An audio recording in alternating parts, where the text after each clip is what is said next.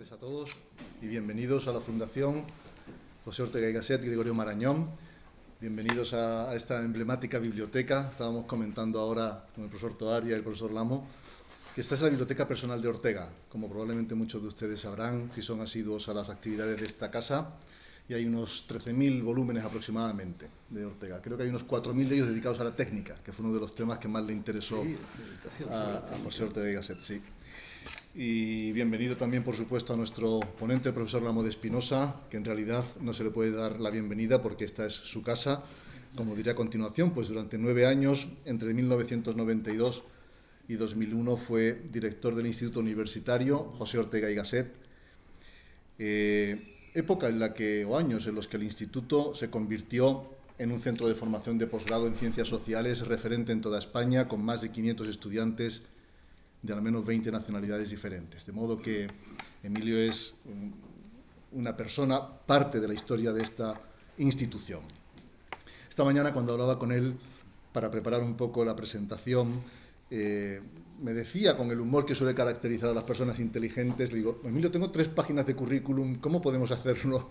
Y me dijo: oye, los obituarios para cuando ya no esté, ¿no? Vamos a... Entonces, y creo que tienes razón, porque ustedes han venido a escucharle, y yo también estoy deseando que tome la palabra para hablar de la sociología liberal de Max Weber. Pero sí quiero darles algunas pinceladas que he subrayado de su currículum para que nos formemos una idea de el magnífico académico y gran sociólogo que tenemos en España y que nos va a contar esta tarde la sociología liberal de Weber. Bueno, es madrileño, nació en 1946, se doctoró en Derecho por la Universidad Complutense y fue doctor en Sociología también por la Universidad de California. Es catedrático, por lo tanto, de Sociología de la Universidad Complutense desde 1982 y ha sido visiting professor en diferentes universidades desde el año 79.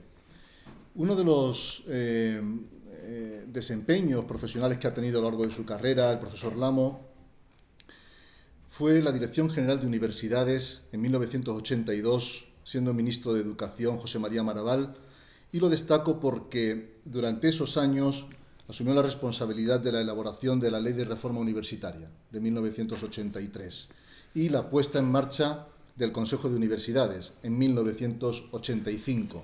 Digamos que debemos al trabajo que desempeñó durante esos años el profesor Lamo de Espinosa la adaptación de la Universidad Española a la Constitución Española de 1978.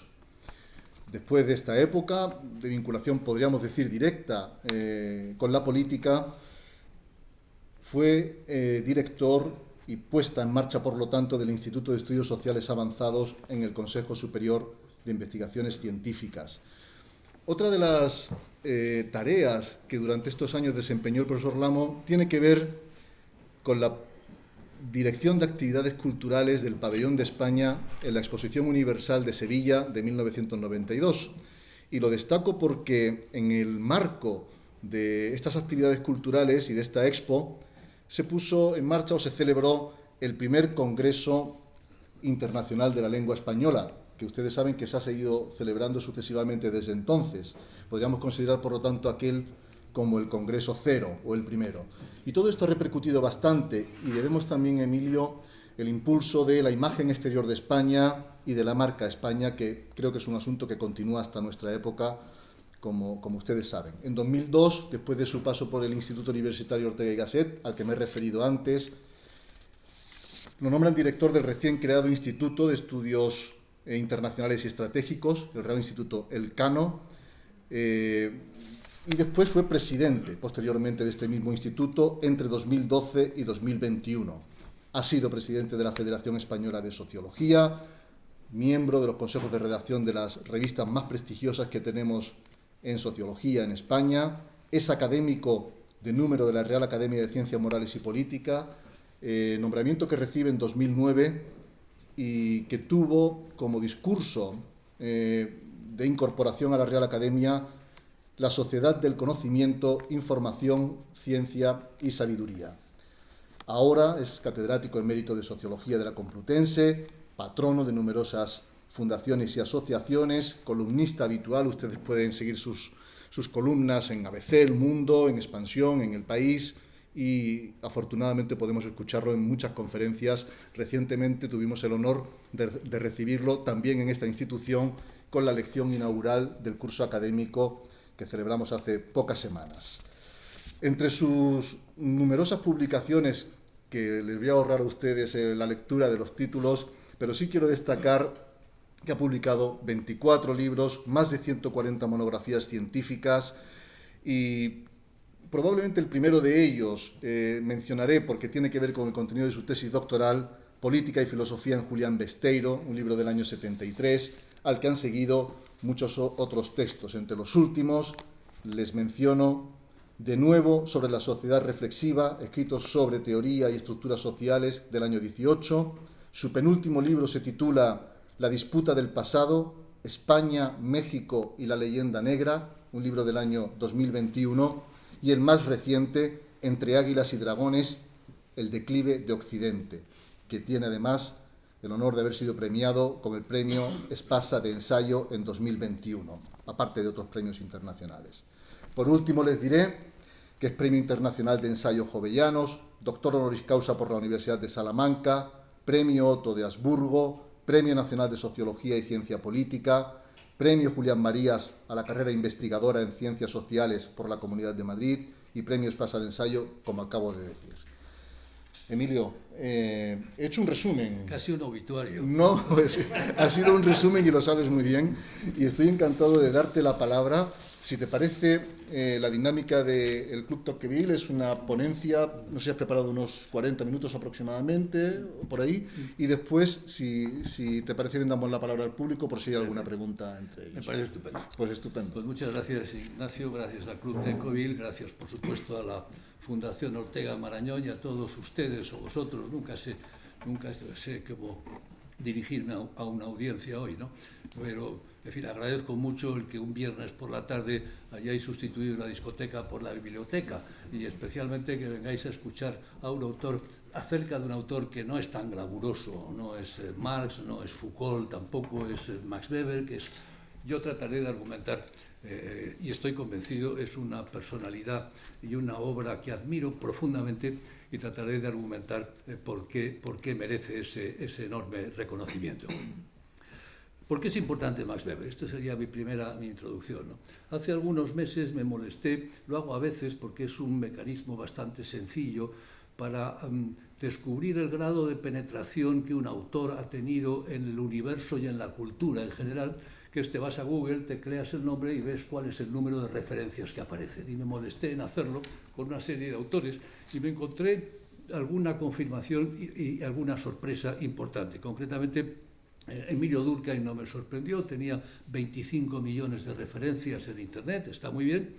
Me fui a ver Karl Marx, tenía muchos más, 4 veces más, más de 200 millones de referencias, pero me sorprendió muchísimo descubrir que Max Weber tenía 399, prácticamente el doble que Marx. La verdad es que me quedé muy sorprendido, porque no me lo esperaba, ¿no? Puse a buscar algunos elementos de referencia, me encontré con que Keynes, por ejemplo, tiene 135 millones, está muy bien, pero es mucho menos de lo que tiene Max Weber. Solo Kant con 350 millones o Adam Smith con 428 superan el impacto de Max Weber. Posteriormente recibí un artículo, una investigación que ha realizado un profesor de sociología chileno, utilizando instrumentos de inteligencia artificial muy sofisticados que no conozco y no soy capaz de valorar porque no llego a tanto, y ponía de manifiesto que el campo de la sociología se podría articular alrededor de 3 nodos, de 3 núcleos que lo conformaban, ¿no? Uno, sin duda, es Durkheim, el segundo, Marx, y el tercero, Weber. Estos son los 3 núcleos articuladores del campo actual de la sociología. Como vemos, una enorme influencia, enorme. 400 millones de referencias, bastantes más que Marx, como digo, es francamente sorprendente. ¿A qué se debe esa enorme influencia? Bueno, daré algunos argumentos. Primero, yo creo que sin duda es el gran teórico de una sociología nominalista o comprensiva, que es una de las corrientes teóricas más importantes. Nominalista, liberal, por lo tanto, por comprensiva y no al revés, ¿no? Hay nominalismos no comprensivos, el suyo es comprensivo y, en consecuencia, nominalista. Inaugura una línea nueva de ciencia social que abre la caja negra del sujeto para penetrar en él. Esta es la gran ventaja frente a todos los autores anteriores. Ni el positivismo, ni el marxismo, ni el mismo Durkheim abren esa caja. Para todos ellos, la psicología es un reflejo de la sociología. De hecho, no hay psicología en Marx, no hay psicología en Durkheim. La sociología contribuye a crear en su totalidad la personalidad del actor social. Para ellos, la palabra actor es literalmente alguien que representa papeles que han escrito otros. No los escriben, los representa papeles que han escrito otros. El sujeto interioriza, somatiza, incluso en su sentido más duro de la palabra, somatiza la sociedad, y eso es lo que le lleva a comportarse de un modo u otro. Weber no, Weber abre la caja del sujeto y trata de comprenderlo por dentro. La palabra comprensión es clave en la sociología weberiana, ¿no? Y al hacerlo, Weber pone al sujeto en el centro de la ciencia social. El liberalismo deriva de ahí. La sociología de Weber es una sociología de actores no en el sentido que decía antes, sino de actores que de verdad actúan. Es muy curioso en español los dos sentidos que tiene la palabra actor y la palabra sujeto. Como digo, tenemos el actor que actúa en representación de, o el actor que actúa, que es un actor, que es el que hace las cosas, y el sujeto que está sujeto a, o el sujeto que es sujeto de. Esos dos sentidos los encontramos constantemente en la sociología. En Weber, en la sociología liberal de Weber, encontramos más bien este segundo sentido. Y al poner al sujeto en el centro de la ciencia social, Weber va a rescatar todos sus enormes dilemas morales.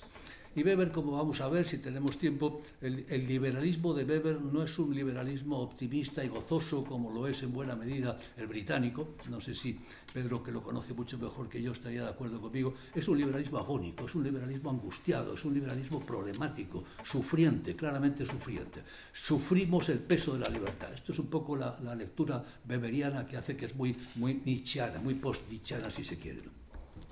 Segundo, la aportación de Weber es que pone de manifiesto esa comprensión del actor, poniendo de manifiesto cómo las ideas forman la trama de sentido de la vida social. Las ideas son el elemento articulador de la vida social. Las acciones sociales solo se pueden comprender sobre la base del sentido que los actores les otorgan a esos comportamientos. Son interacciones referidas a las unas a las otras y que tienen un sentido.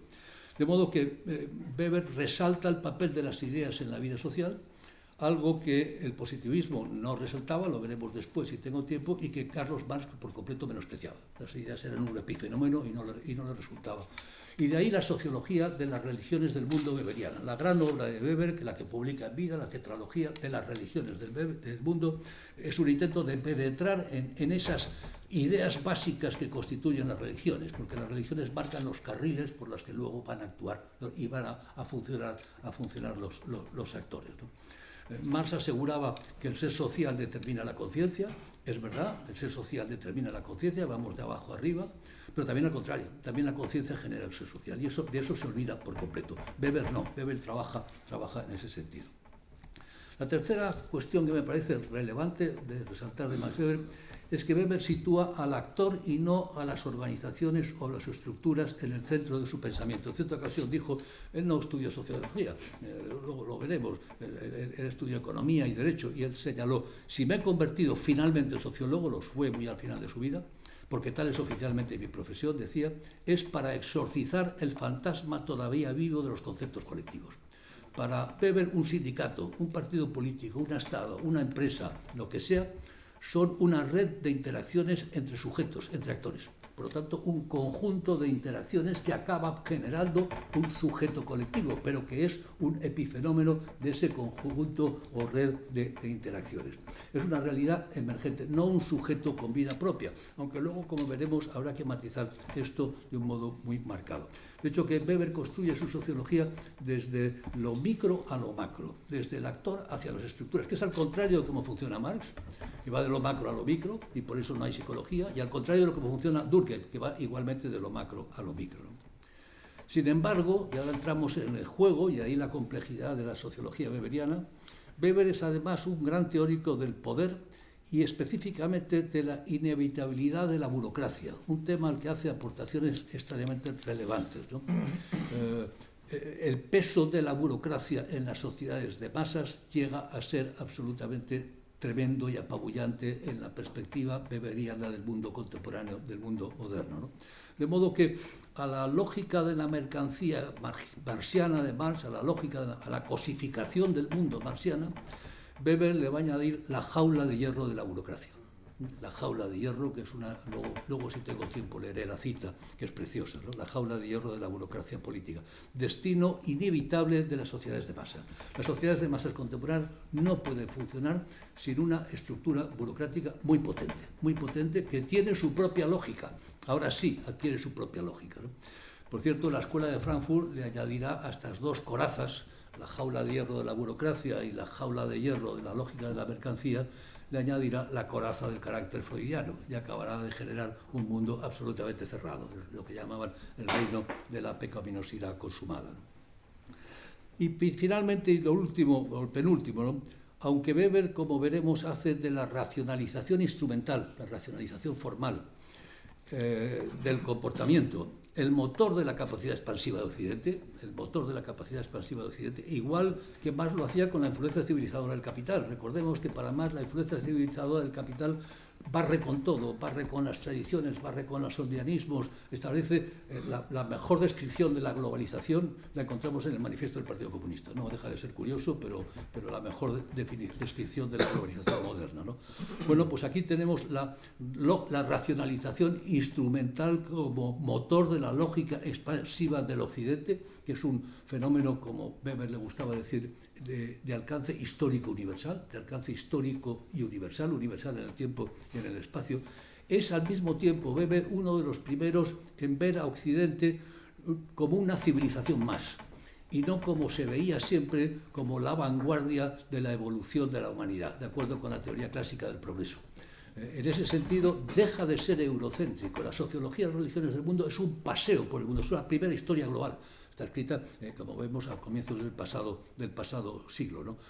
Occidente no es la vanguardia de la evolución humana, es una pieza más del puzzle de las culturas humanas. Y esto es muy interesante porque comienza una visión pesimista de Occidente. La tenemos en Ortega, la tenemos en Spengler en la misma época, son los mismos años, pero la tenemos muy marcadamente en Occidente, ¿no?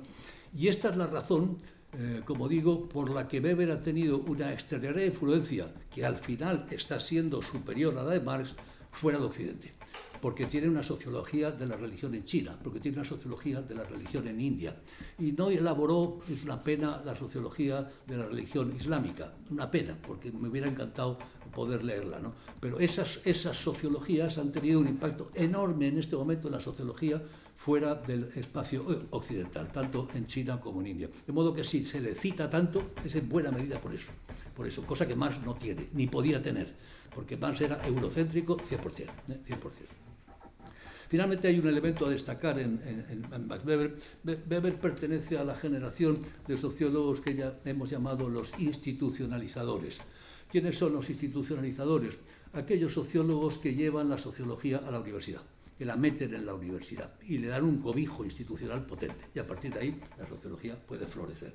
Pensemos que los anteriores, los que hemos dado a llamar, yo en algún trabajo les llamaba los pioneros no tenían nada que ver con la universidad y la despreciaban por completo. Si te vas a Comte, te vas a Tocqueville, a Marx, por supuesto, el propio Spencer, no tenían nada que ver con la universidad, la despreciaban, les parecía una cosa anticuada y vieja. Aquí nos encontramos con una generación, Durkheim, Weber, Pareto, que lleva la sociología, la mete en la universidad y la transforma en una disciplina académica. Es decir, si hay hoy facultades de sociología y cátedras de sociología, etcétera, etcétera, es gracias a esta generación que, como digo, consigue institucionalizar la sociología. Aunque Durkheim sí que lo quería, a Weber más bien le ocurrió por casualidad, como quien dice. No tenía gran interés en ello, y tenía razón en no tener interés en ello. Me parece muy sabia su posición. Durkheim hizo grandes esfuerzos, era un mandarín académico, hizo grandes esfuerzos por meter la sociología en la universidad. Bueno, esto es un poco un fresco inicial de algunas ideas por las cuales me parece que la sociología de Max Weber merece ser destacada, y quizás la última es la más relevante. Este primero que mira, que rompe con el eurocentrismo de la tradición de pensamiento, de ciencia social en Europa. Bien, para entender a Weber conviene entender un poquito su mundo, especialmente el mundo de la Alemania de Guillermina, de las universidades de la Alemania guillermina y un poco su personalidad. Yo soy muy partidario, he hecho siempre sociología del conocimiento y creo que no se puede entender a un pensador si no entiende su mundo. En el fondo, pues efectivamente, los pensadores piensan su mundo y por lo tanto piensan eso que tienen delante, ¿no? La primera característica de Alemania en aquellos años es que después de la unificación de Bismarck, de la Alemania antes de Bismarck era una playa de principados, de ciudades, etcétera, etcétera, sin ninguna coherencia. Bismarck le da potencia a todo ello, relanza la nación alemana con todo el conocimiento, y a partir de ese momento crea un Estado muy potente, bastante autoritario, mucho más, por ejemplo, la Alemania guillermina de lo que era la España de la primera restauración, mucho más autoritario, pero con una capacidad de expansión económica espectacular. Y Alemania, a finales del 19, tiene un crecimiento económico absolutamente espectacular, ¿no? Es un Estado articulado alrededor de un conjunto de estamentos, una idea que va a rebotar claramente en Weber, la aristocracia de los Juncker, por una parte, el campesinado que emigra, ya empieza los primeros trabajos de Weber sobre la emigración, los funcionarios, fundamentalmente, la función pública, el ejército, la función pública, y la burocracia, funcionarios, burocracia, y una burguesía liberal urbana que nunca llegó realmente a controlar los destinos del país. Y la prueba es el destino final de la República de Weimar. El crecimiento económico, como digo, es espectacular. Alemania se aprovecha de lo que se ha dado en llamar, lo que el Thorstein Veblen llamará la ventaja de llegar al último. La ventaja de llegar al último al desarrollo es que te incorporas la última tecnología y pasas de la retaguardia a la vanguardia tecnológica en una misma generación, lo que ha ocurrido en este momento en China y en tantos otros países, ¿no?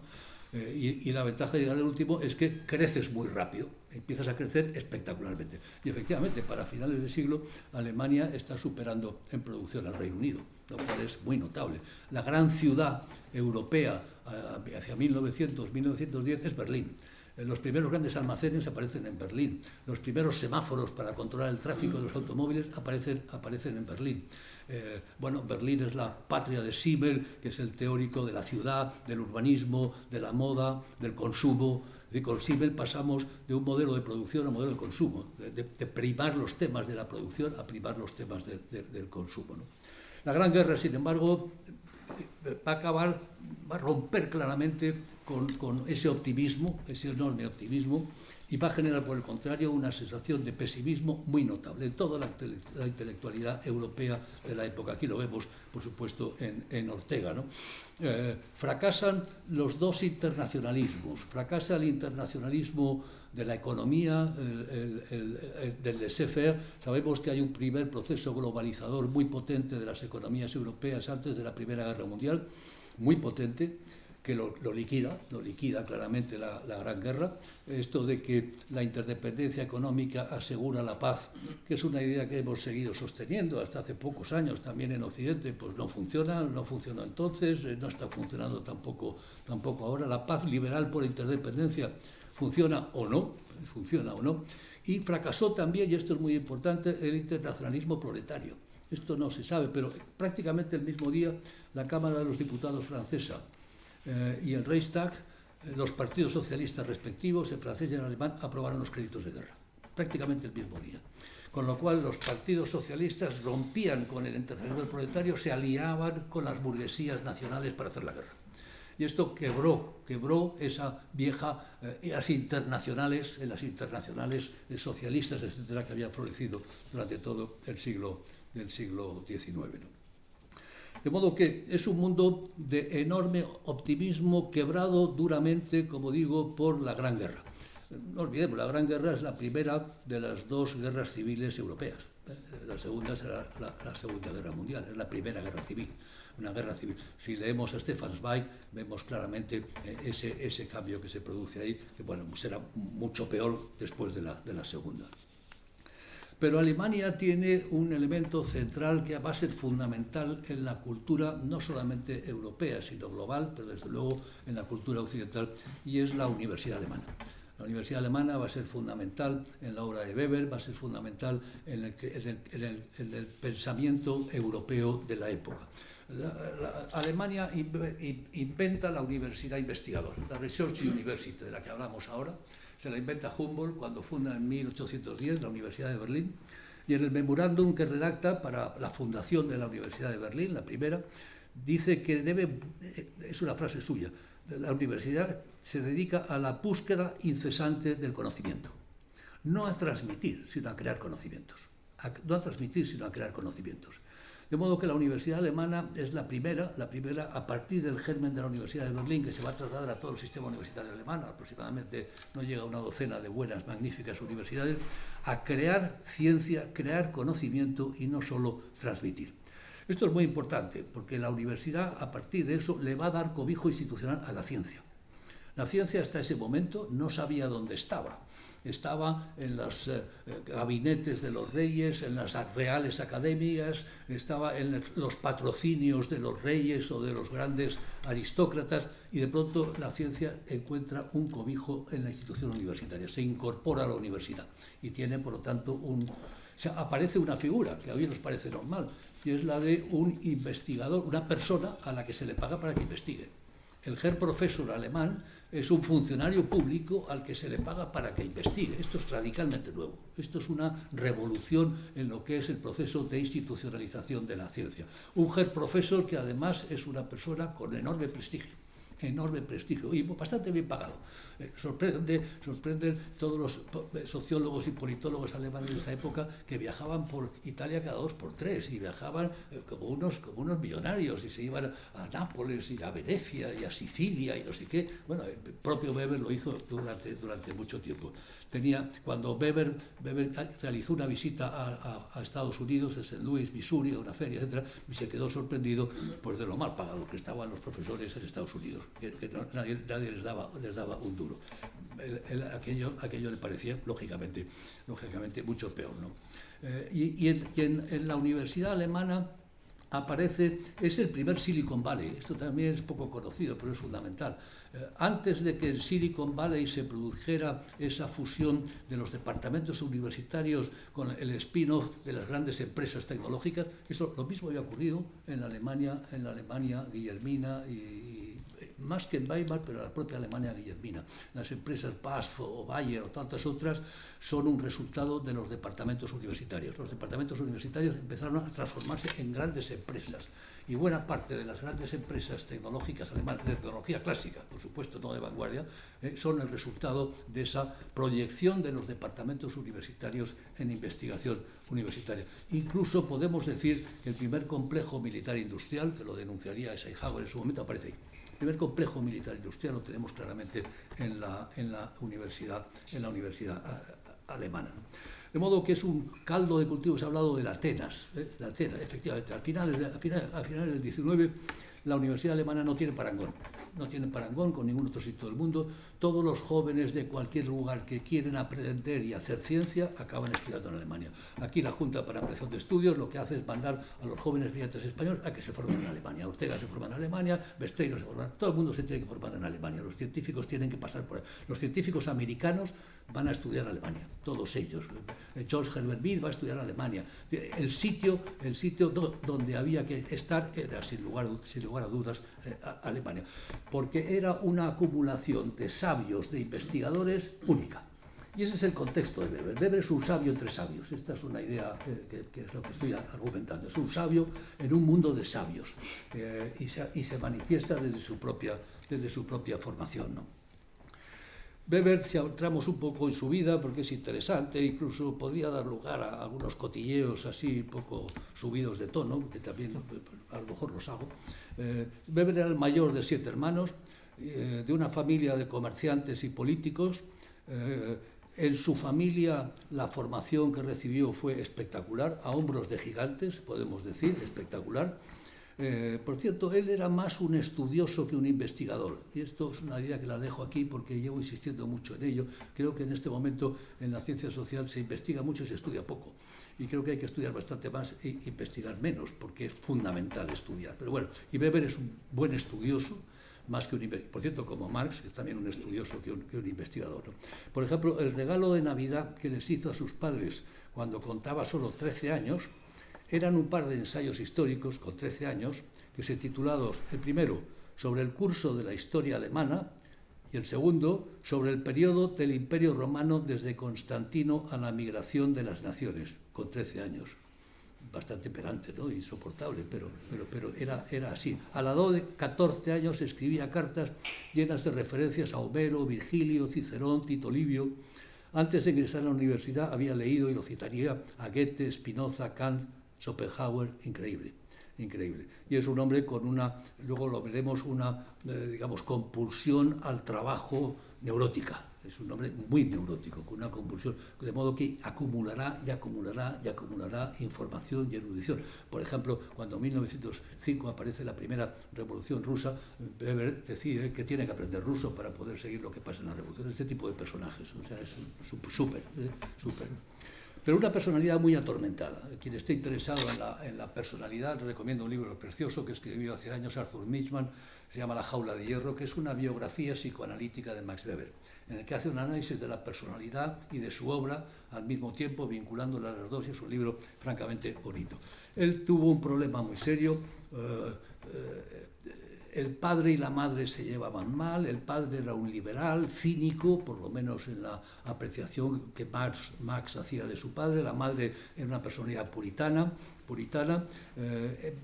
Weber se va a ver tensionado toda su vida entre el hedonismo del padre y el ascetismo de la madre. Eso se va a transformar, como lo veremos, en la tensión entre la implacabilidad del político, que lo que busca son los resultados, y la impecabilidad del comportamiento del puritano o del científico. El político y el científico, ya aparece el famoso diálogos de 1920. En 1897 tiene una ruptura, hay una discusión entre el padre y la madre. Weber se pone de parte de la madre, expulsa al padre, casi le golpea y le echa, y el padre fallece poco después sin haber conseguido restablecer la relación con él. Y eso le provoca una profundísima crisis nerviosa que le va a atormentar durante décadas. No podrá dar clase, no podrá escribir, tendrá que viajar por Italia, efectivamente, porque le mantienen el salario, por supuesto, en la universidad, y no publicará nada hasta 1902. Gracias a su esposa, Marian Weber, una magnífica, inteligentísima, extremadamente prudente y leal feminista y socióloga, su esposa, Marian Weber. Él va suavizando y articulando su vida y va reconstruyendo su vida dentro de esa compulsión neurótica al trabajo. De hecho, en Heidelberg mantienen un círculo de amistades que se reúne todos los fines de semana, en el que, por ejemplo, pues por poner algunos nombres, que acudían los domingos, así como pues iba Jelinek, iba Troels, iba Werner Sommer, iba Georgi Lukács, iba Robert Michels. Es decir, estoy hablando de una reunión de sabios, y se reunían a charlar, a tomar el café, uno presentaba un papel, el otro lo comentaba, una cosa impresionante, ¿no? Impresionante. De modo que es un sabio en un mundo, en una formación de sabios y en un mundo de sabios. Esto me parece muy importante. Y esto es lo que explica la apabullante erudición que encontramos cuando nos molestamos en leer las páginas de Economía y Sociedad. Es irritante. De hecho, cuando ya llegas a la sociología de la música, y dices, vaya, sabe música, pero es que sociología de la música china, hombre, música china, y de la India, no es posible, pero este hombre, pero ¿dónde ha adquirido este? Es impresionante la erudición que tiene. Las influencias más importantes sobre su pensamiento serían básicamente tres. La primera es el kantismo que impregna a la universidad alemana en aquellos años, finales del XIX. Luego se producirá el regreso a Hegel, Zurück zu Hegel regresará, pero en aquel momento era... Y él es muy kantiano, lo veremos luego si tengo tiempo de hablar de su epistemología, ¿no? Pero sobre todo Marx y Nietzsche. En cierta ocasión él señaló: cualquier pensador del siglo XX tiene que enfrentarse con dos pensadores, con Marx y con Nietzsche. Yo creo que con Marx lo hizo, y lo hizo muy bien, superó a Marx, trataré de argumentarlo. Yo creo que con Nietzsche todavía tenemos una deuda todos, no solo Max Weber, y de hecho se manifiesta incluso en la propia complejidad de su vida. De Marx va a tomar fundamentalmente dos ideas. La primera, va a generalizar el argumento marxiano de que el trabajador ha sido expropiado de los medios de producción, ha sido expropiado, lo va a generalizar a los medios de dominación y de administración, y va a argumentar que el funcionario y el burócrata también ha sido expropiado de los medios de administración. Y así lo que va es, junto al proletariado, aparece una nueva figura que es la del asalariado, el white collar. Teníamos el blue collar, cuello azul, trabajador, el obrero, y Marx y Weber va a incorporar la figura del asalariado. Y si vamos a ver después lo que son los criterios, la estratificación social según Weber, clase, estatus y poder, ahí lo vemos claramente, ¿no? Por lo tanto, lo primero es esa idea, la separación del funcionario de los medios de administración y la aparición del asalariado. Y esa es la segunda de las ideas que toma claramente de Marx, y esta es determinante, es los tipos ideales. En el fondo, y esto Marx en el Capital no analiza el capitalismo británico o francés, o lo que hace es construir el tipo ideal del modo de producción capitalista. Es decir, coloca a unos sujetos con unas características específicas, los pone en un escenario y trata de ver cómo funciona ese escenario. Lo que hace es un modelo del modo de producción capitalista. Eso es determinante en la obra de Weber. Weber va a trabajar siempre con modelos. En el fondo es lo mismo que hace un novelista. Un novelista se imagina un escenario, en ese escenario pone una serie de personajes con unos incentivos, unas motivaciones, unas circunstancias, y ve cómo una novela es cómo funciona eso. Bueno, pues esto es lo mismo. Si analizamos la ética protestante, que espero tener tiempo para hacerlo, la ética protestante y el espíritu del capitalismo, lo que vemos es que es eso, un conjunto de personajes típicos con una serie de incentivos típicos. ¿Y qué es lo que producen? Bueno, pues acaban produciendo el capitalismo moderno. No lo querían, pero es lo que acaba ocurriendo. De modo que este es un poco la influencia de Marx, es muy potente en el uso de tipos ideales para construir sociología. La influencia de Nietzsche es más profunda. De Nietzsche lo que toma es el desencantamiento del mundo. Dios ha muerto. Tenemos que elegir nuestros propios dioses, tenemos que elegir nuestros propios demonios, de modo que Weber acaba expresando en sus obras la terrible responsabilidad agónica del ser humano. La libertad es un tormento. Weber es un liberal atormentado por la propia libertad y, por lo tanto, por la necesidad de elegir tus propios dioses o tus propios demonios. Y eso es profundamente irracional, además. Profundamente, con lo cual todo eso es doblemente agónico. Tienes que elegir y sabiendo a su vez que esa elección es en el fondo irracional e irrelevante. De modo que, insisto, es un liberalismo, el de Weber, nada optimista, nada disfrutón, nada gozoso, todo lo contrario, es un liberalismo muy atormentado. La suma de Marx y Nietzsche produce una muy pesimista filosofía de la historia. Desencantamiento del mundo, desmagización, el mundo pierde el aura, pierde la magia, se transforma en una realidad a intervenir, prometeica, a trabajar, a transformar, racionalización instrumental del pensamiento y del comportamiento, ascetismo, la idea del trabajo, veremos una de las categorías clásicas de Weber, la más importante para mí, es ascetismo intramundano, el ascetismo en el mundo, la vida laboriosa, el trabajo metódico, la frugalidad, la laboriosidad, ascetismo intramundano, ¿no? De modo que hay una burocratización inevitable para gestionar masas, ya sea en el capitalismo como en el socialismo, Weber en esto nos engaña, y la jaula de hierro que sigue una lógica propia. De cierto modo, podemos decir que las sociedades modernas han conseguido el máximo de libertad, pero generando al tiempo el máximo de autocontrol. Trabajo, seriedad, rigor, método, disciplina, constante. Y por eso, evidentemente, es la jaula de hierro, ¿no? Por eso la idea de culpa está muy presente como un trasfondo en sus escritos.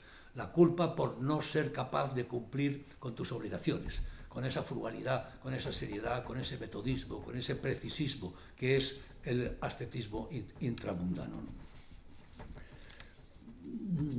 Bueno, podríamos entrar a ver la obra, no sé cuánto tiempo tengo. Gracias. Bueno, Diego, no tengo nada. Sí, llevas 30 minutos. 30 minutos. Sí, te quedas tranquilo. Bueno, vamos a ver. La obra la podemos analizar. La obra de Max Weber está muy dispersa, son muchas cosas. Yo resaltaría, es una obra, como decía, de una enorme extensión y profundidad. Primeras cosas, extensión y profundidad. Lo que encontramos en su obra es una sociología política, una sociología del derecho, una sociología económica, una sociología de la religión, una sociología de la música, una teoría sociológica. Economía y sociedad es una enciclopedia y por eso ese enorme impacto. Si sumas economía y sociedad a la sociología de las religiones del mundo, está dando la vuelta. Es impresionante su obra. Las obras más importantes, sin duda, yo creo que la pauta sobre la que va a articular casi todo es la primera, que es la ética protestante y el espíritu del capitalismo. Me parece la obra clave. En la obra de Marx es la más leída. Hace pocos años, una reunión mundial de sociólogos que hubo en Chicago, se les preguntó cuáles eran los top 10 de la sociología mundial. El número 1 era la ética protestante y el espíritu del capitalismo. El número 3 es economía y sociedad. Es decir, era el único que tenía entre los 10 obras más importantes, 2. Max Weber, el único que tenía 2. Como digo, la ética protestante y economía y sociedad. La ética protestante es una obra fundamental. La sociología de las religiones del mundo, a la cual pertenece la ética protestante, es una tetralogía, son 4 obras. La ética protestante la primera, sociología en China, sociología en la India y el profetismo judío, es una obra fundamental. Y la más importante, sin duda, la más leída, la más difícil también, la más profunda, es economía y sociedad. Economía y sociedad es una obra póstuma, él no la dejó terminada, la terminó su mujer a pesar, como decía, de las numerosas infidelidades que el último Weber le practicó, que Marian Weber soportó con enorme dignidad. Y se publica en 1921, 1922, ya fallecido, Weber fallece en 1920, y es una obra que tarda décadas en agotarse la primera edición. Al principio no choca mucho, no llama la atención, tarda décadas.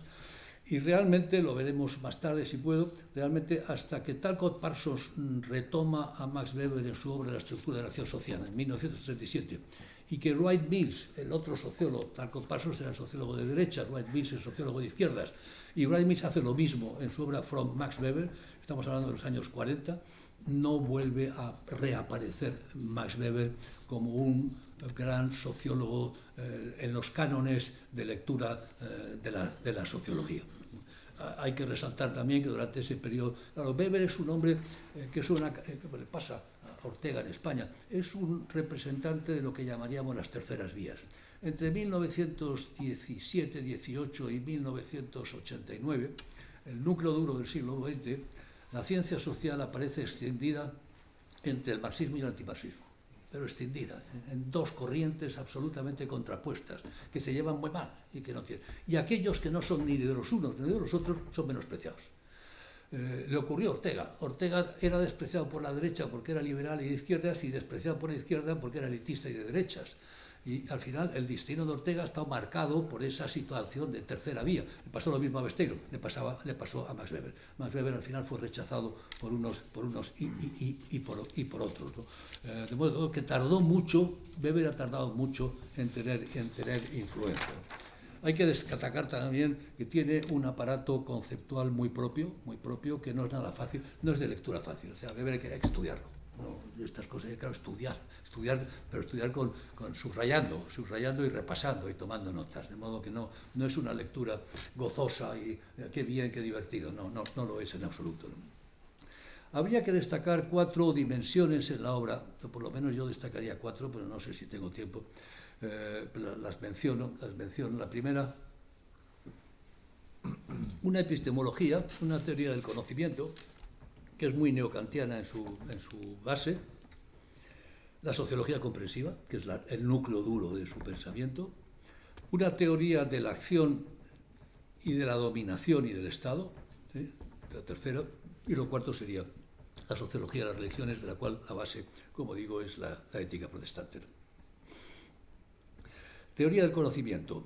Vamos a ver, hay una frase de Weber que a mí me ha impresionado siempre, la recuerdo casi literalmente, cuando dice: el flujo del devenir inconmensurable fluye incesantemente al encuentro de la eternidad.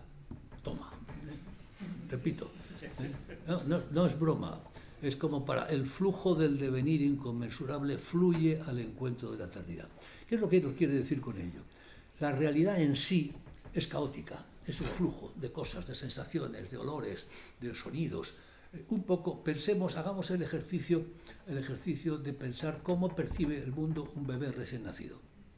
¿Cómo percibe el mundo un bebé recién nacido? Pues es un flujo de sensaciones caóticos en los que no sabe discriminar una cosa de otra y poco a poco va seleccionando, va puntuando las secuencias de eventos, va abstrayendo cuestiones, va separándose él de su madre, la madre del padre, de los hermanos, va construyendo el mundo, ¿no? Bien, estamos obligados a elegir. A mí me recuerda mucho también aquel cuento de Borges de Funes, el Memorioso, seguro que muchos lo recordáis, cuando contaba Borges cómo el pobre Funes, cuando quería recordar un minuto de percepción de la llama de una vela, tardaba un día, porque la llama de una vela en un minuto había producido tantos movimientos, matices, colores, sensaciones, que para poder recordar ese minuto necesitaba por lo menos un día. Esto es lo que nos está diciendo Weber. La realidad es inconmensurable, la realidad es gigantesca, es inmensa. Por lo tanto, no podemos estudiar la realidad, tenemos que seleccionar. Y para seleccionar hay que priorizar, y priorizar lo haces con criterios. Y esos criterios son valores. Esta es un poco la lógica, que es puramente kantiana, es el mundo en sí y el mundo para sí, pero esa es puramente kantiana. Hay que priorizar, hay que establecer. Y lo que hace entonces es una distinción entre juicios de hecho, juicios de valor y referencia a valores. Los juicios de hecho nos dicen cómo son las cosas, los juicios de valor nos dicen cómo deberían ser las cosas. En la ciencia no vamos a utilizar juicios de valor, vamos a eliminarlos, pero sí tenemos que utilizar inevitablemente referencia de valores. Tenemos que seleccionar lo que vamos a trabajar y lo que vamos a estudiar. Podemos seleccionar un monasterio o un burdel, lo que queramos, pero tenemos que seleccionar algo, porque no podemos trabajar sobre todo. Y eso requiere la referencia a valores, Eso no quiere decir que si trabajamos sobre un burdel seamos partidarios de los burdeles, simplemente esta es una referencia a valores, pero no un juicio de valor. Y en ese sentido él viene a diferenciar, y esto es muy interesante, entre los valores de la ciencia y los valores en la ciencia. Los valores de la ciencia es que la sabiduría es mejor que la ignorancia y que la verdad es buena. Y en ese sentido la ciencia está preñada de valores. La ciencia es un proyecto moral, la ciencia es un proyecto ético. No tiene sentido la ciencia si no estamos de acuerdo en que la verdad es positiva y que la sabiduría es mejor que la ignorancia. Por lo tanto, la ciencia es un proyecto moral, No podemos elaborar una ciencia libre de valores. Digo todo esto porque Max Weber es tenido por muchos como el gran profeta de la Wertfreiheit, de la ciencia libre de valores. Esto hay que matizarlo muchísimo, porque las posiciones de Weber son, como vemos, muy sofisticadas, nada simples, ¿no? Nada simples. La ciencia es un proyecto moral. Distintos son los valores en la ciencia. Aquí sí. Los valores en la ciencia, el profesor como tal, el investigador como tal, debe dejar en la trastienda sus preferencias personales. Debe de hacerlo. Sabemos que no es posible del todo, pero debe intentar hacerlo. En ese sentido, el científico en cuanto tal es value neutral. Construye una ciencia libre de valores, pero la ciencia no es libre de valores, en absoluto, no puede serlo. De modo que este es un poco su planteamiento, esta idea, esta necesidad de seleccionar, priorizar, establecer secuencias de eventos, abstraer de la realidad cosas que me van a interesar para mi trabajo científico. El núcleo duro del pensamiento de Weber, evidentemente, es la sociología comprensiva. Esta es la idea. Voy a pasar muy por encima porque es muy técnico, y quiero irme a la ética protestante, que me parece más interesante hoy, ¿no? Pero, en fin, leo una frase que aparece en todos los manuales de sociología del mundo y que la mayor parte de los estudiantes de sociología alguna vez han tenido que trabajar sobre ella, que dice: debe entenderse por sociología una ciencia que pretende entender, interpretándola, la acción social, para de esta manera explicarla causalmente en su desarrollo y efectos. Hay que interpretarla para explicarla.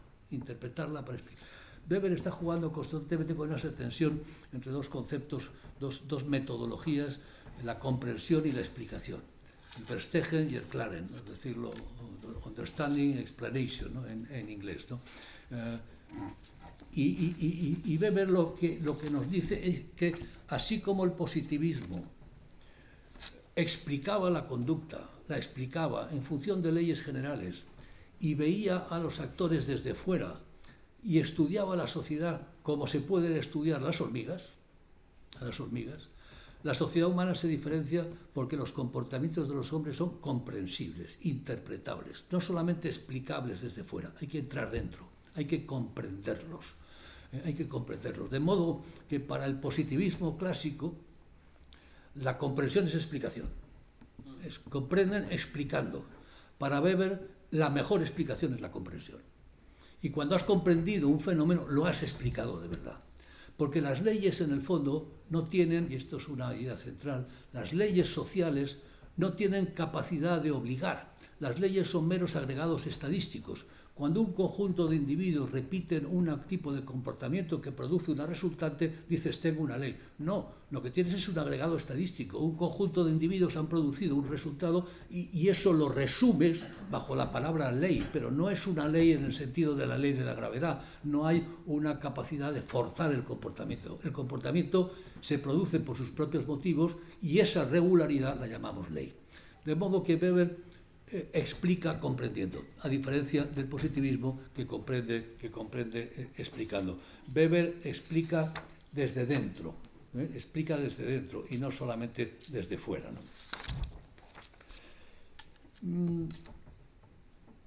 Hay una diferencia importante que puede interesar a Pedro Valls, que nos acompaña, y es la diferencia que hay entre la racionalidad, el nominalismo weberiano y lo que podría ser el nominalismo liberal clásico, el del homo economicus, ¿no? Weber concibe un actor racional, en función de unos motivos, desarrolla unos comportamientos que tienen unas consecuencias. Este es el modelo básico. Hay que entender los motivos para entender el comportamiento, pero luego hay que dar marcha atrás para ver cuáles son las consecuencias de ese comportamiento, y volveré sobre eso, ¿no?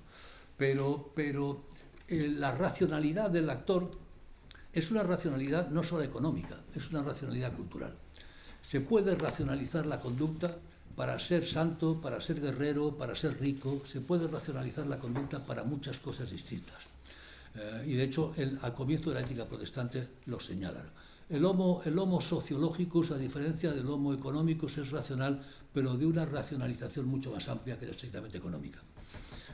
Y de hecho no es económica cuando esa racionalización te lleva al sacrificio e incluso al suicidio, como en muchos casos. Por lo tanto, la racionalización de la que él está hablando es una racionalización que está basada en un planteamiento, en un ámbito de sentido, y la conducta tiene ese sentido, y eso puede ser perfectamente racional. Pero ojo, ese nominalismo ontológico liberal del que podíamos profundizar un poco más, acaba generando un realismo ontológico. Y este es el sentido de la ética protestante. Lo que nos dice la ética protestante es que los puritanos querían servir a Dios. Sin embargo, lo que acabaron generando es la jaula de hierro del capitalismo moderno. Generaron lo que no querían, produjeron lo contrario incluso de lo que no querían, de lo que querían. Generaron un mundo reificado, cosificado, la jaula de hierro. Esto lo dice al final de la ética protestante, lo leeré si tengo tiempo. De modo que la libertad se acaba trocando en lo contrario. Con lo cual Weber incorpora una temática esencial, a mi entender, en la ciencia social, constituyente de la ciencia social, que es la temática de las consecuencias no intencionadas de la acción. Los hombres hacemos el mundo, pero no sabemos qué es lo que hacemos. Y esa es una temática que la encontramos en todos los clásicos. Cuando Marx nos dice, los hombres hacen la historia, pero no saben lo que hacen, está diciendo exactamente lo mismo que nos dice Weber. Los hombres hacemos la historia, pero no sabemos lo que acabamos produciendo. Y cuando Hayek o Popper nos dicen, la sociedad es producto humano, pero no del diseño humano, producimos, pero no sabemos lo que producimos, nos están diciendo lo mismo que está diciendo Weber en la ética protestante. Queríamos hacer una cosa y producimos otra. Cuando Tocqueville, en el antiguo régimen de la Revolución, nos dice los revolucionarios franceses querían la fraternidad y produjeron el terror, nos está diciendo 3/4 de lo mismo. Los hombres acabamos haciendo lo que no queremos producir, pero está ahí. Y como está ahí y no lo hemos producido, tenemos que estudiarlo, porque lo ignoramos. De modo que el fundamento de la ciencia social está en las consecuencias no intencionadas de la acción. Si produjéramos lo que queríamos producir, no necesitaríamos estudiarlo, ya lo sabemos. Eso ya lo tenemos cogido, pero no lo tenemos cogido porque lo ignoramos por completo. De modo que el objetivo de la ciencia social es el fundamento constituyente de la ciencia social es el tema de las consecuencias no intencionadas de la acción. Somos aprendices de brujos. Generamos fuerzas que no controlamos y que nos acaban controlando a nosotros. Y eso es Marx, y eso es Durkheim, y eso es Weber, y eso es Hayek, y eso es Popper. Eso es un poco casi todos los clásicos de la sociología. Bueno, no quiero insistir mucho, pero sí quería meterme con la ética protestante, porque me parece que es el libro fundamental de Weber, ¿no? Pasa que me he quedado mal de tiempo, pero bueno, es culpa mía. La sociología, la ética protestante se ha considerado siempre como una obra centrada en la relación entre protestantismo y capitalismo. Esto es una enorme simplificación, y cuando la lees te das cuenta de que es una enorme simplificación. Es cierto que detrás de toda esa obra hay el argumento de cómo el protestantismo estético acaba generando el capitalismo moderno. Pero el tema central de la obra no es eso. El tema central de la obra es, como decía anteriormente, el ascetismo intramundano, la racionalización instrumental del comportamiento, la compulsión neurótica al trabajo, la sobriedad, la frugalidad, el trabajo constante, rutinario, metódico. ¿Qué es lo que produce eso? Eso lo producen las creencias religiosas. Lo produce primero Lutero, la idea de profesión, la vocatio, la llamada, con la idea de Beruf, de vocación, que todavía se conserva, ¿no? La vocación. Una persona es llamada a hacer una tarea en el mundo, es llamada por Dios a hacer una tarea en el mundo, con lo cual Lutero le da un carácter sagrado al trabajo profesional. Ya es igual que seas relojero, que seas funcionario, que seas carpintero, ese trabajo tiene un significado religioso, Dios ha querido que estés ahí.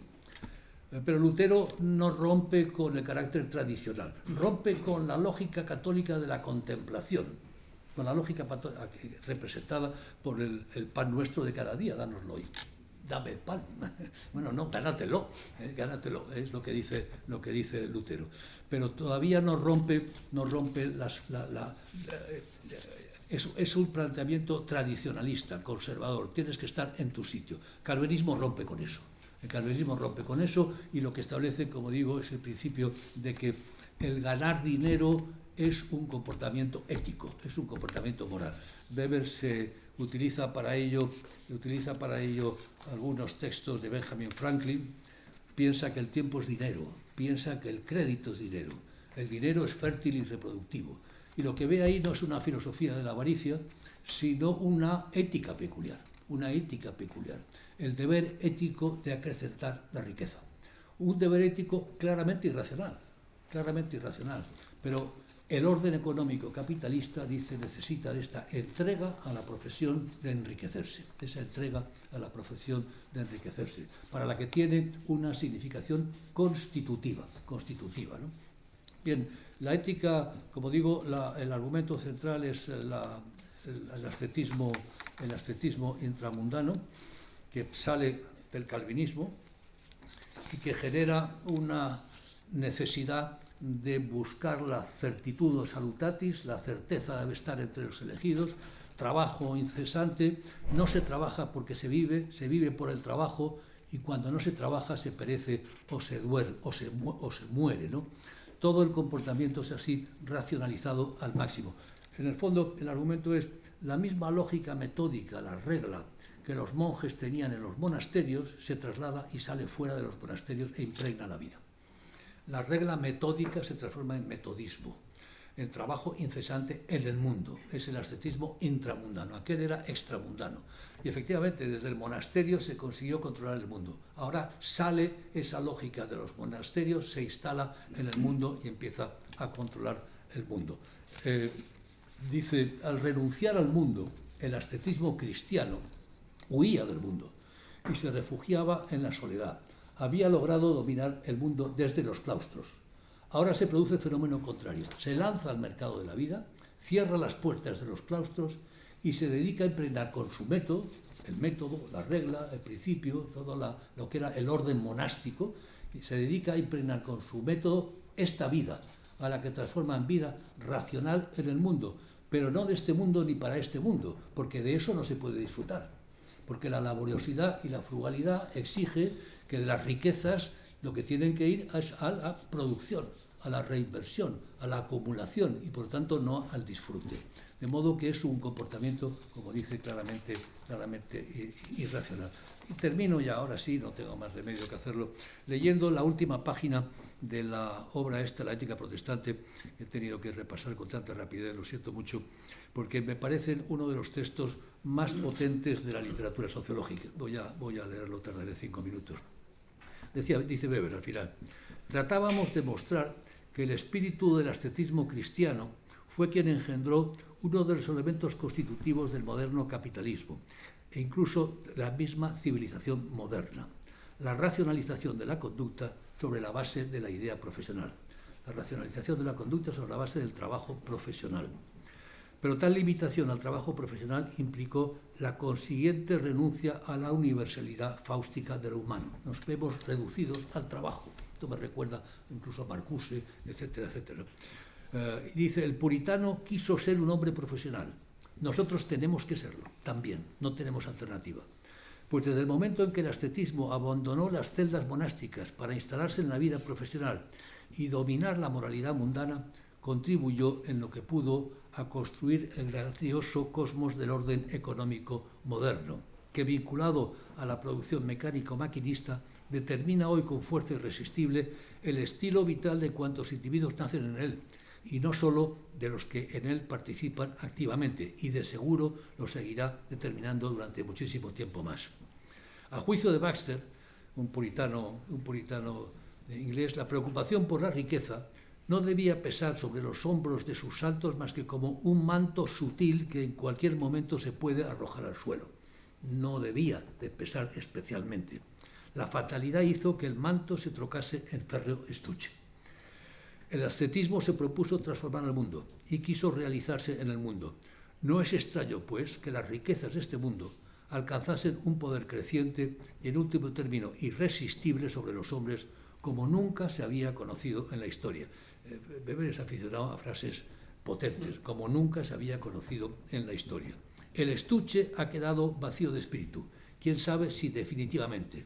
En todo caso, el capitalismo victorioso no necesita ya de apoyo religioso, puesto que descansa en fundamentos mecánicos. Como vemos, es muy, muy potente. Y es una argumentación de la capacidad expansiva de Occidente alrededor de esta idea fundamental, que es la del trabajo, la laboriosidad profesional, el trabajo profesional, que es una entrega ética al deber de enriquecerse.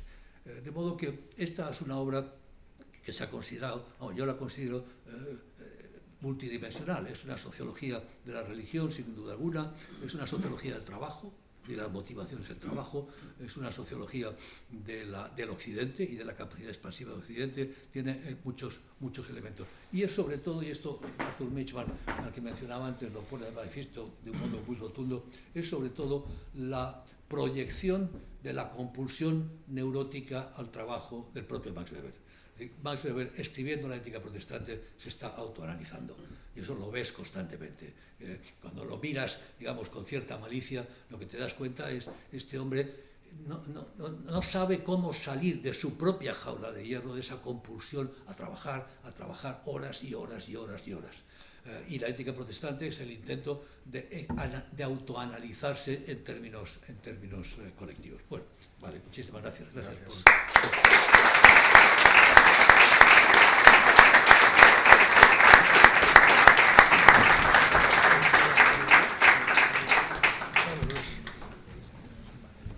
Últimamente, como saben ustedes, las clases duran 1 hora y media. Y los profesores inevitablemente acabamos preparando digamos, charlas de 1 hora y media. Y esta hubiera requerido incluso algo más que 1 hora y media. Muy bien, pues tenemos por delante unos cuantos minutos para, por lo menos hasta las 8:30 podemos estar aquí, para preguntar a Emilio cualquier cosa que os haya suscitado su ponencia. Si queréis ir pensando las preguntas, enseguida os doy paso. Has mencionado varias veces a Ortega. Son coetáneos, aunque era un poco mayor, bueno, Weber, sí. 20 años mayor, pero lo que pasa es que muere muy joven a causa de la gripe del año 18, muere de neumonía la cosa de la llamada gripe española. Claro, sí.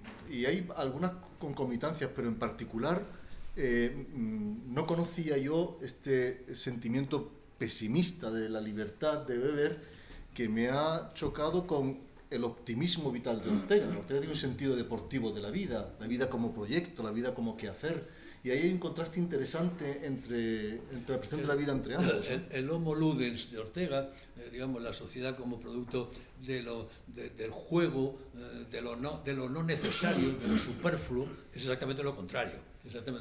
Ortega está más bien en la línea de Sombart. De los cuatro grandes de la sociología alemana son Weber, Sombart, Tönnies y Simmel, ¿no? Y Weber y Sombart son casi el blanco y el negro. Porque si Weber argumenta la civilización moderna capitalista alrededor de la idea del trabajo, del ascetismo intramundano, Sombart en lujo y capitalismo hará lo contrario. Nos dirá, no, mire usted, el capitalismo moderno es el producto del lujo, el producto de las cortes principescas que tienen que necesitan pues, muebles sofisticados, telas y cortinajes y carruajes y servicio doméstico, y todo eso, el lujo es lo que produce el capitalismo moderno. De modo que son lo uno y lo otro. Ortega estaría más claramente en la segunda línea, es lo superfluo y no lo necesario. Aunque, claro, esto es muy... porque en Weber ese trabajo incesante acaba siendo superfluo, es irracional. No tiene ninguna racionalidad sustantiva. No se trata de satisfacer las necesidades, sino de producir más y más de un modo compulsivo, porque es un deber ético. De modo que pero bueno, sí, hay una diferencia notable. Se parecen en el pesimismo de Occidente. Que el Ortega sí es evidente. ¿Quién manda en el mundo? La rebelión de las masas. Ortega, el mundo occidental, Europa ya no manda. Bueno, Weber es muy consciente de eso. En ese sentido, Weber es mejor que Ortega, en ese sentido, no en otros, no vaya a ser que en esta casa me riñan mucho, pero en ese sentido sí, porque él sí que ve a Occidente desde fuera, y Ortega no. Ortega ve al mundo y ve a Occidente debilitado, pero no tiene una visión global como sí tiene la sociología de las religiones del mundo de Max Weber. Y cuando has planteado la primera dimensión de la obra de Weber y has hablado de la epistemología, la teoría del conocimiento, que en cierto modo, tal y como lo has expresado, es una superación del positivismo, ahí coincide plenamente con otro contemporáneo como Husserl, ¿no? Es decir, la percepción sensorial y el acto lingüístico que supone entender el mundo. Y la reducción eidética, y hay que abstraer y todo eso, claramente, sí, claramente. Pero yo creo que es más neokantiano. Vamos a ver, no sé qué fechas escribe Husserl, pero yo creo que es posterior o coetáneo, coetáneo de Weber, sí. Pero yo creo que su planteamiento es muy neokantiano. Es el mundo en sí y el mundo para sí.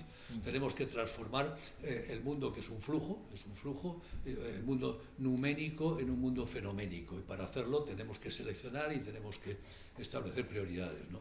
Yo creo que el fondo de esa epistemología y la misma distinción entre juicios de hecho y juicios de valor es muy neokantiana, es muy de ese origen, ¿no? Muy bien, adelante. Por aquí tienen la palabra también, adelante. Yo te quería preguntar si Max Weber era demócrata y qué tipo de demócrata. Sí, vamos, claramente. De hecho, él fue uno de los redactores de la... Vamos a ver, él cuando se inicia la Primera Guerra, la Gran Guerra, apoya el militarismo alemán. Cambia de opinión, claramente. Luego acaba siendo uno de los redactores de la Constitución de Weimar, claramente. Trabaja también en lo que es el Versalles, el Tratado de Versalles. En la Constitución alemana, sin embargo, se le reprochará posteriormente que él fue quien introdujo el famoso artículo 48 de la Constitución de Weimar, que es el artículo que en su momento utilizó Hitler para arrogarse poderes especiales. Y es cierto, Weber lo defendió porque le tenía mucho miedo al comunismo. No olvidemos que en aquel momento la gran amenaza en la Alemania durante la posguerra fue la amenaza comunista, la revolución comunista, los espartaquistas, y Weber era un hombre liberal de centro. Pero sí, liberal de centro y desde luego demócrata, partidario de la sufragio universal, claramente, sin la menor duda. Doctoria. Vamos a ver, me voy a poner de pie porque como tengo el tamaño que tengo, no es amigable, ¿no? Es un problema de percepción. Objetiva. Sensible. No, yo querría decir, primero pedir perdón a Emilio, cuento con él. Puedo decirle, creo que soy el más viejo de la sala, que hemos asistido a una lección absolutamente antológica. Si pudiéramos grabarla, no la habéis grabado, pero creo que a muchos que os ha quedado grabada, ha sido un ejercicio absolutamente deslumbrante. Yo tuve la suerte de formarme al lado de un sociólogo que Emilio conoce muy bien, Juan Linz, de origen alemán. Beberiano. Beberiano hasta, vamos, le llamaba tío Max. Y bueno, pues conviví con Marx. Nunca he oído explicar tan nítida, clara, ordenadamente, un pensamiento tan complejo, tan multifacético, tan embrollado en el fondo, tan imbricado en la propia trayectoria vital de Weber como esta tarde. Yo admiro y quiero a Emilio, lo digo públicamente, desde que le conozco, lo de quererle es fácil, lo de admirarle también, porque es abrumador, ¿no? Entonces, y además Emilio tiene una virtud inmensa y poco frecuente, que es que parece que está leyendo, habla tan fluido y tan ordenadamente. En realidad he concluido a fuerza de conocerle que se está leyendo a sí mismo, porque por dentro él piensa de esa manera, ¿no? Entonces yo lo que quiero es agradecer la suerte de haberme enterado que hablaba hoy, haber venido desde fuera, exclusivamente a oírles, y les puedo asegurar desde la edad que tengo y la experiencia más o menos que tengo acumulada, que ha sido una lección absolutamente antológica. Gracias, Emilio.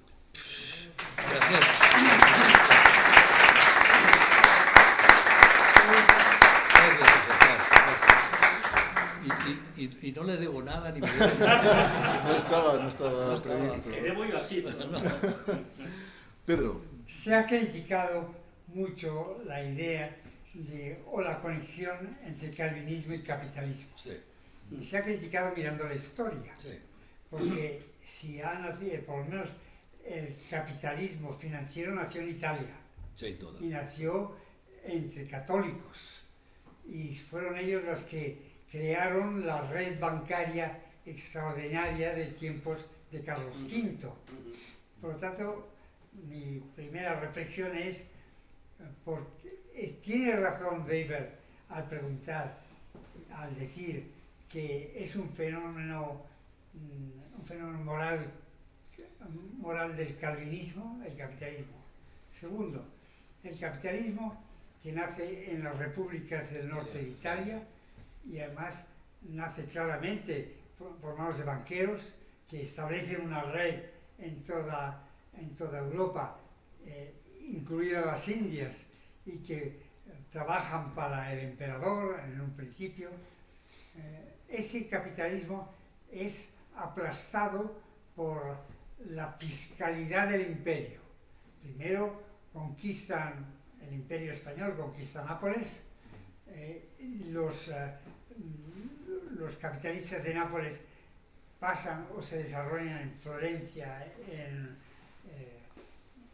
las 3 o 4 repúblicas del norte, y cuando consiguen los españoles conquistar y aplastar Italia, entonces se mueve subiendo por el Rin a los holandeses, y cuando después de una guerra de nada menos de 80 años para conquistar esa riqueza que no entendían bien los españoles, pasa a Escocia y a Inglaterra y al Reino Unido.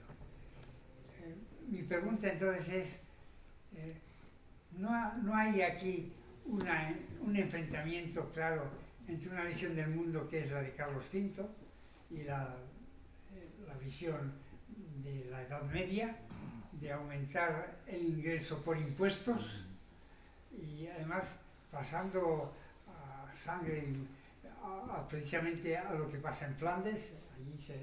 ¿No es más bien eso? Y casi podríamos hablar de una leyenda gris. Los que nos oponemos a la leyenda negra miramos a las Indias no tienen importancia, se convierte en un sitio de minas que pasan dinero a la conquista de Europa. Entonces, si el verdadero pecado español es la destrucción del capitalismo. No lo consiguen, porque pasa a Holanda y pasa a Escocia y a Inglaterra. Entonces, mi segunda pregunta es, ¿podemos hablar de capitalismo y protestantismo, o más bien habría que hablar de un capitalismo católico que se mueve por el Rin para arriba para salvarse de la opresión de Carlos V y de Felipe II?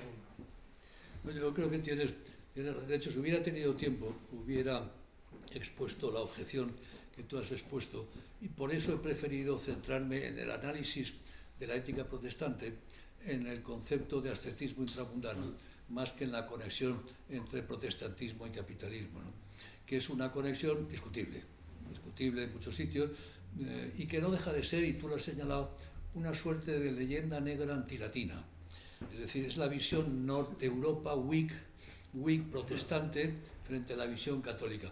Un gran orteguiano, Luciano Pellicani, que ha muerto hace poco, sí, un sociólogo italiano brillantísimo, tiene un libro magnífico que es sobre los orígenes de la modernidad, argumentando lo que acabas de decir. La modernidad vamos a encontrarla en Italia y en las repúblicas italianas. Ahí es donde aparece el capitalismo inicial, no en otros sitios. Aquí aparece el capitalismo inicial. Y eso a su vez tiene una enorme profundidad histórica, que también Pellicani y muchos, el propio Pareto lo ponía de manifiesto en la modernidad clásica grecorromana, es decir, en Roma en definitiva, y en la Iglesia católica. Es decir, ahí hay una conexión que lo impulsa todo. De modo que la conexión entre capitalismo, entre protestantismo y capitalismo, bueno, es cuando menos discutible. En cambio, yo creo que la conexión entre el ascetismo intramundano y el protestantismo no lo es. Creo que ahí sí que hay esa ruptura del el pan nuestro de cada día, dánoslo, la contemplación católica, bueno, el menosprecio católico al trabajo, que lo hemos visto hasta hace... Yo era joven y todavía en muchas sociedades en España a los comerciantes no se los admitía, porque era una actividad fea, y lo digamos a los financieros, que eran casi, pues eso, ¿eh? Por lo tanto, ha habido un rechazo, la idea de que enriquecerse está bien, eso es protestante. Eso no tiene la menor duda. Y sigue siendo así. Los que hemos vivido en Estados Unidos sabemos que en Estados Unidos la concepción vulgar es que el pobre lo es por su culpa, porque no ha trabajado, porque no se ha molestado. El que lucha, el que trabaja, el que se esfuerza, acaba saliendo adelante. Y si usted es pobre, por algo será. Por algo será, algún defecto tendrá. Será drogadicto, será un vicioso, será alcohólico, algo le pasará para que sea pobre. Estoy caricaturizando, es evidente, pero es así, eso es así. Y en ese sentido, digamos, eso de dotar al trabajo profesional para enriquecerse de una sanción religiosa, eso es claramente protestante calvinista y es en absoluto católico.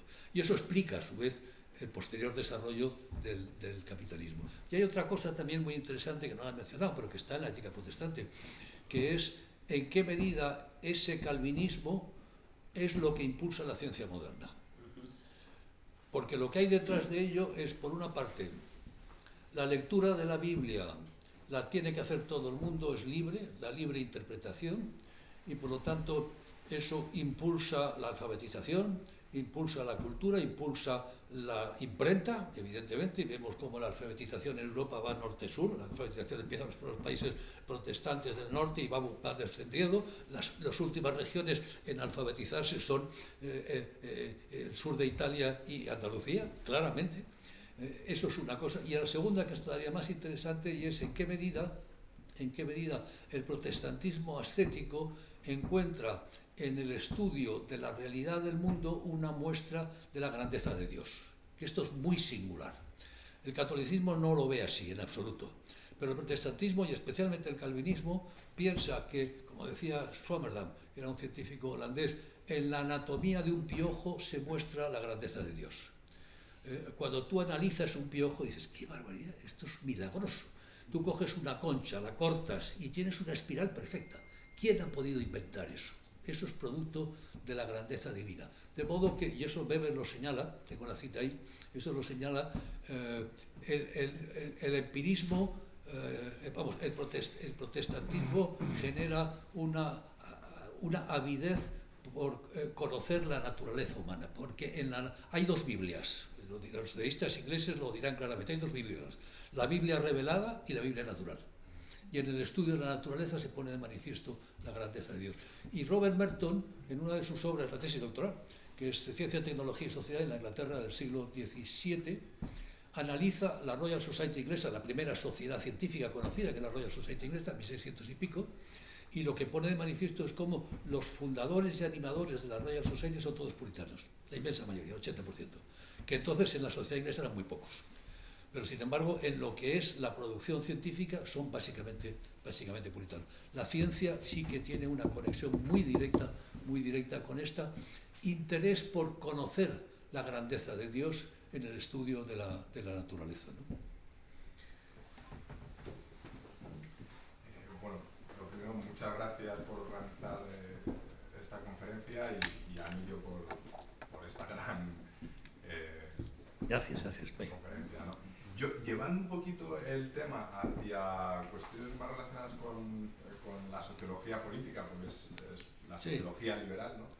Esta distinción entre el político y el científico que hace Weber no le restó a él personalmente capacidad para la persuasión política y para la inclusión política, ¿no? Entonces, de alguna manera, esa tradición liberal que está en él, ¿qué enseñanzas o qué podemos rescatar de él para que el científico, no siendo un político, tenga capacidad de persuasión política hoy en día, ¿no? Que quizás al liberalismo, que no hace acción política, le falta hoy esa capacidad para persuadir en el ámbito del político. Yo creo que, no sé si mucho, es la conclusión que te daría, no sé si mucho, porque cuando tú lees el político y el científico, lo que descubres es, uno, él lo que está haciendo son tipos ideales, está construyendo tipos ideales, claramente, ¿no? Y por lo tanto no nos dice cómo deben ser. Y la descripción que hace el político es deplorable, pero es de un realismo apabullante, y lo vemos, no basta más que abrir los ojos y mirar alrededor. Eso es el político, ¿no? Hombre, al ponerlo de manifiesto lo está criticando, lógicamente, y lo está poniendo en la picota, pero esa es la descripción, ¿no? Lo mismo ocurre con el científico, lo mismo podemos decir. Hoy, por ejemplo, hoy en que el fraude en la ciencia empieza a ser pues casi como en la política, que empezamos a tener pues, los rectores que son fraudulentos masivos, y los tenemos en España y ahí siguen, y nadie hace nada por dejarlos fuera de sitio. Tenemos 3/4 de lo mismo. También la ciencia, que debería de ser en ese sentido impecable, pues ha dejado claramente de serlo. La política sí es implacable, pero la ciencia no lo es en absoluto. No sabría bien qué decirte. Weber era demasiado realista, y bueno, se metió en política muy al final, y no le salió muy bien, esa es la verdad, la operación. Y era un hombre ambiguo, era una personalidad muy complicada. Bueno, es que son las ideas de la época, los autores del realismo democrático, Dewey, Lippmann, sí. Bueno, Michels, William James. Michels es un weberiano, claro, lo que hace es desarrollar a Weber. Exacto, ¿no? Esas ideas que están, y en cierto modo no lo has mencionado en tu ponencia, pero tal vez exista una conexión, porque evidentemente la metáfora de la jaula de hierro es una metáfora peyorativa. El concepto de jaula, ¿no? Sin duda la tiene. Puede recordar a otro contemporáneo de Weber, como fue Freud, con el malestar en la cultura. O sea, son las ideas que están en ese momento. Bueno, es el año 20, la rebelión de las masas, el malestar en la cultura, economía y sociedad, es decir, que son el mismo año, ¿no? Prácticamente las tres cosas, sí. Aunque, vamos a ver, desde luego Weber sí se sintió muy afectado por el freudismo, el psicoanálisis, digamos, el descubrimiento de la subjetividad, de la sexualidad y del erotismo. Eso les afectó enormemente a toda esa generación de intelectuales, enormemente. Lo comentaba antes, el chismorreo, ¿no? El chismorreo es todo ese grupo practicó una suerte de amor libre en el marco de una Alemania guillermina, ¿no? ¿Vale? Es como una cosa que no sabes cómo cogerlo eso, ¿no? Pero en fin, él tuvo una aventura amorosa con Elsa von Richthofen, una de las dos hermanas von Richthofen, al mismo tiempo que Elsa von Richthofen tenía una relación amorosa con el hermano de Max, Alfred Weber, también sociólogo, al mismo tiempo que Max tenía otra aventura con una pianista, y todo ello lo conocía su mujer, que a su vez era amiga íntima de Elsa von Richthofen. Imaginaron el ambiente que debía haber ahí en aquella casa. Entonces, hay que ser muy sutil para gestionar todo eso, ¿no? Bueno, eso es la época final, que es el influjo de Nietzsche, del nietzscheísmo más radical, de Otto Gross, de un cierto radicalismo de descubrimiento de la naturaleza, de naturalismo, un rusoniano muy que, bueno, aquello no acaba estallando de milagro, yo creo que porque se muere. Si no hubiera acabado estallando claramente, ¿no? O sea que sí, hay elementos de, no sé tanto si de Freud como del descubrimiento de la subjetividad y de la pasión, ¿no? En todo ese mundo tan rígido por lo demás. Pasó lo mismo en Viena, otra de las... Claro, estamos hablando de Alemania, hemos dejado de lado, antes ponía de manifiesto la potencia enorme de la cultura alemana, pero claro, olvidaba mencionar que la cultura alemana es Viena, es Wittgenstein, es Freud, es el neopositivismo lógico, y además es Budapest. Budapest es Mannheim, Budapest es Lukács, es von Neumann, Budapest es potentísimo en aquellos años, y pasa es que lo incorporamos todos como cultura alemana, pero usted no es cultura alemana, es Hungría, es otra cosa, ¿no? Sí. Bueno, imagino que les ha resultado muy reconfortante la tarde que hemos pasado aquí, en mitad de tanto ruido político y de las desgracias que nos rodean, poder compartir una tarde escuchando a Emilio. Gracias a la Fundación Civismo, Albert Gibernau, que ya me está diciendo que tenemos que terminar. Gracias por convocarnos y por organizar el ciclo, y estamos a tu disposición. Bueno, muchísimas gracias.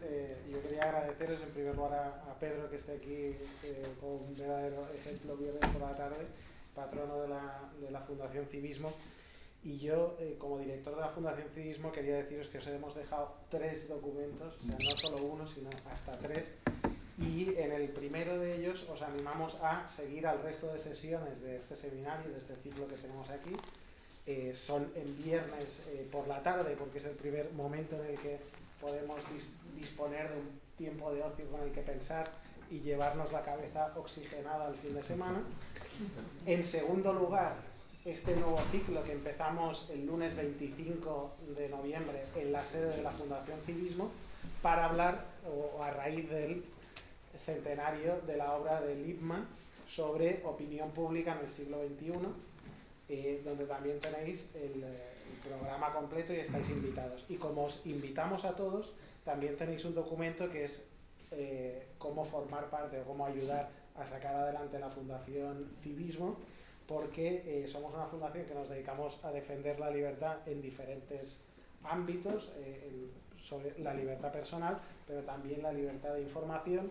No disponemos de ningún tipo de ayuda pública, y si valoráis pues, lo que hacemos, os animamos también a que os suméis y también a que visitéis todo lo que hacemos en la web, donde está todo detallado. Podéis recuperar sesiones antiguas del seminario y encontrar muchas otras ideas que os pueden ayudar a construir o a poder profundizar en el mundo que quizá no se nos lleva tanto a hablar, como es el mundo de las ideas y de la aplicación práctica de esas ideas, ¿no? Por eso el subtítulo de este seminario es Ideas que ayudan a entender la sociedad de hoy y el mundo de mañana.